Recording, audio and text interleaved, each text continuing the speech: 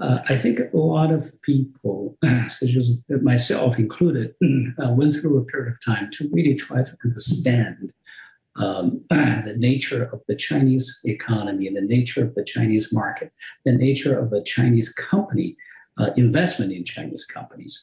So one of the key learnings that I have, and it is not that obvious, is the role that the Chinese government played in that whole equation. If you have been a successful investor in the United States, for example, or in the developed market, you tend to come with a set of assumptions about the role of the government and the role of the market participants. And when you really look into the Chinese market, that assumptions, you will see a lot of challenges. And so you might really, from time to time, arrive to views that are inconsistent with your own experiences, partially because historically the Chinese government and the US government, the Western government, perform very different roles. And that's one of the key aspects of really investing in China. It really requires much deeper understanding and also systematic comparison to get rid of those biases. And that's why that you can really get rid of this typical global investor going to China, either bowled by the euphoria, enthusiasm, or basically pessimistic kind of coming collapse of a China type of a mentality when things are not going too well. And so that is the education that most of the international investors, particularly when it comes to China, would have to really go through, and that is important. But bear in mind the other aspect to understand the Chinese economy is that the nature of the modern economy is its ability to generate sustained compounded economic growth, something that is only recently emerged as a human phenomena. And this is where we talk about the zero-sum versus a win-win type of mentality.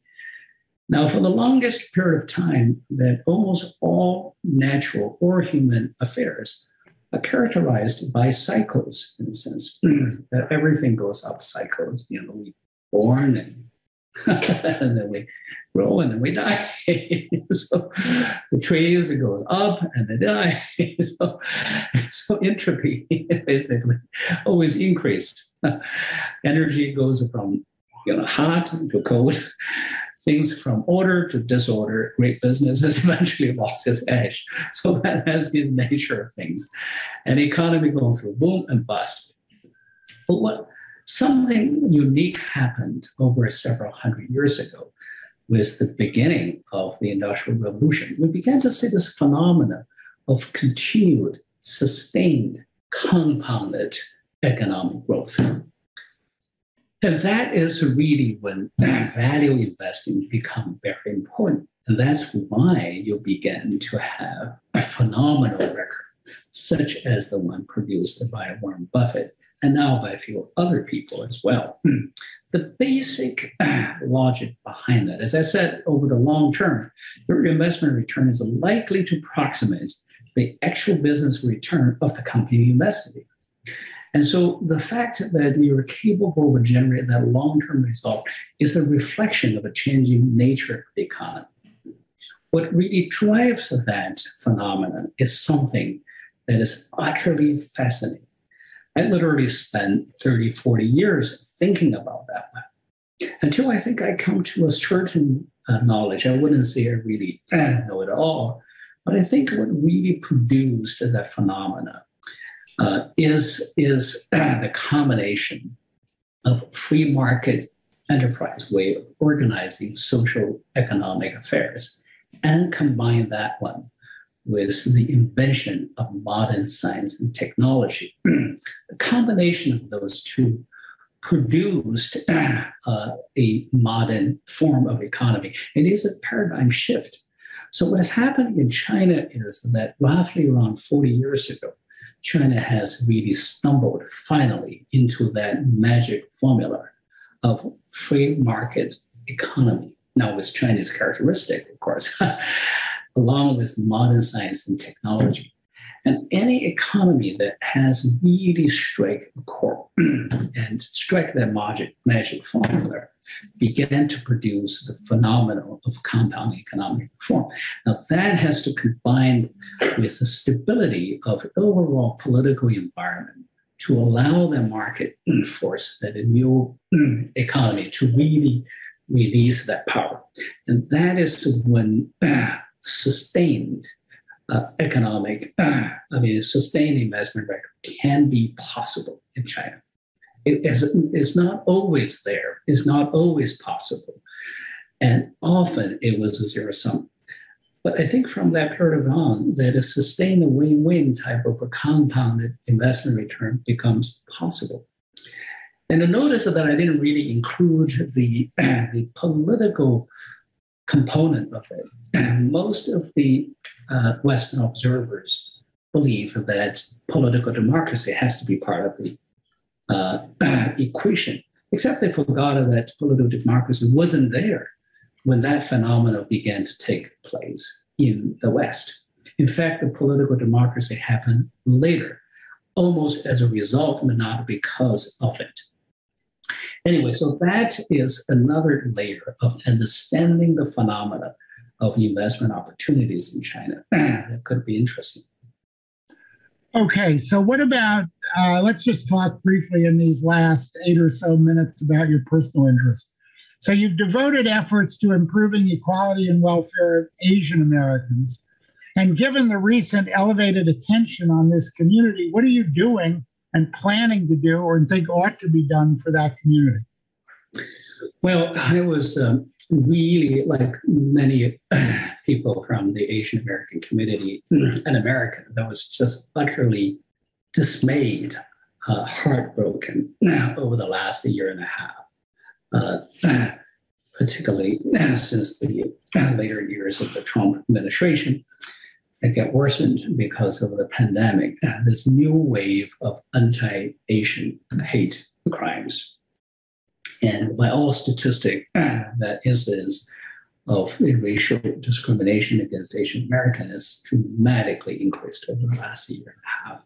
And for a variety of different reasons, the pandemics, the Trump policies, the US-China tension, but and the systematic historical root. Suffice to say that many people in the Asian American community are living in fears, literally physical fears today, after being here for so many years and being such an important part of American experiment.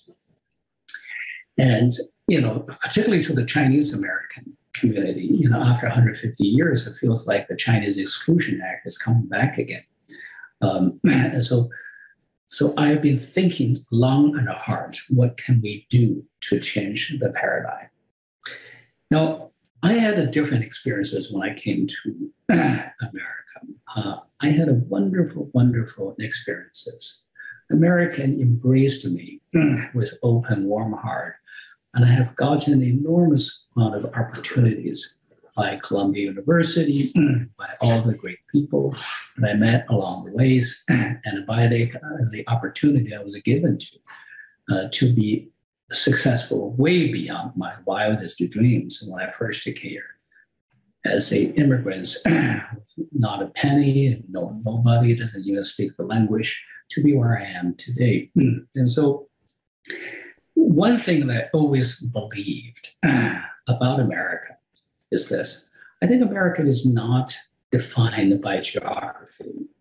It is not defined by race. It is not defined by culture, not defined by religion. America is defined by a set of ideas and ideals.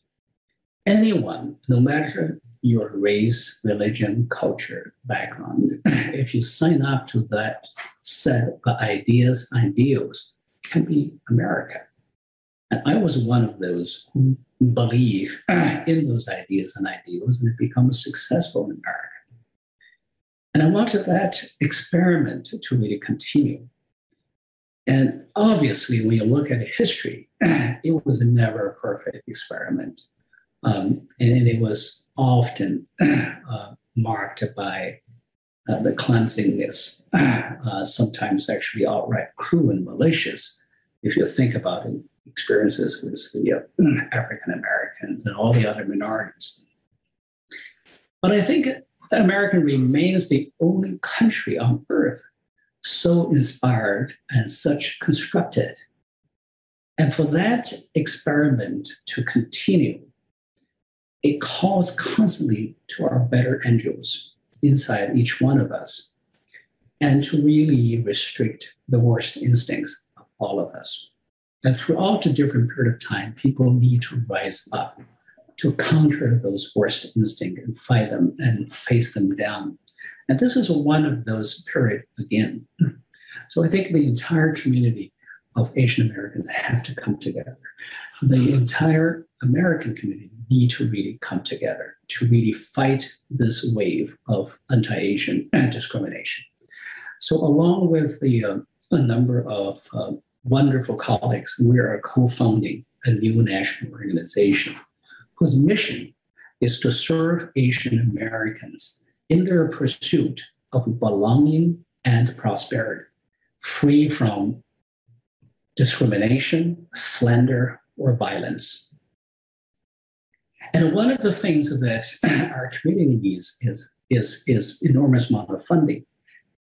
The statistics tell us that only 0.2% of all philanthropy in America goes to Asian American causes. And we want to fundamentally change that.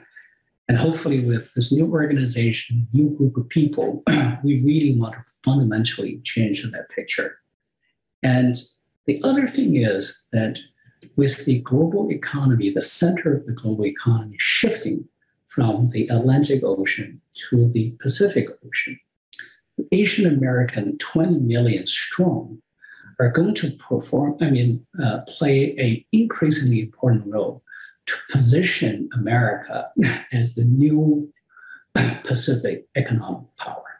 And that group of people, more than other ones, if fully integrated as the very fabric of American society, could help lead America to better integrate it with the rising economic tides in Asia. So, okay, Lilu, that's terrific. It's a great note to end on. Unfortunately, we have 2 minutes left. Thank you very much for this really encyclopedic and enlightening talk. I think I have to turn it back over, however, to the MC for the last 2 minutes, right? Okay. Because they're on the screen. Thank you very much. Well, thank you. It's always a pleasure, Lilu. Thank you for really having that class, 28 years ago.